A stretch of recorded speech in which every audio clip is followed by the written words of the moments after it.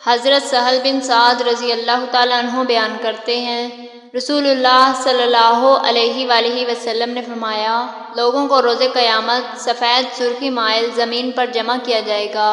وہ زمین میدے کی روٹی کی طرح ہوگی، اس میں کسی کے لیے کوئی نشان نہیں ہوگا۔ مشکوٰۃ المصابیح حدیث نمبر 5532۔ حضرت عائشہ صدیقہ رضی اللہ تعالیٰ عنہا سے روایت ہے کہ انہوں نے جہنم کی آگ کو یاد کیا تو وہ رو پڑی۔ رسول اللہ صلی اللہ علیہ وآلہ وسلم نے فرمایا، تمہیں کون سی چیز رلا رہی ہے؟ انہوں نے عرض کیا، میں نے جہنم کی آگ کو یاد کیا تو میں رو پڑی۔ تو کیا روز قیامت آپ اپنے اہل خانہ کو یاد رکھیں گے؟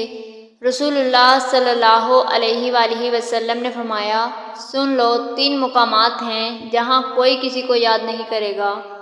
میزان کے موقع پر، حتیٰ کہ وہ جان لے کہ آیا اس کی میزان ہلکی پڑتی ہے یا وہ بھاری ہوتی ہے۔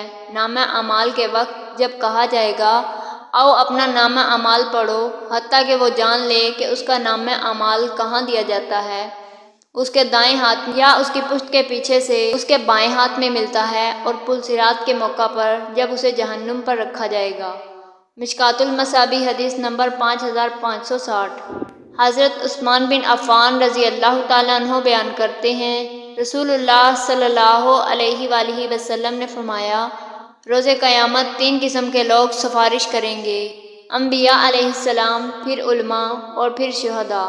مشکوٰۃ المصابیح حدیث نمبر 5611۔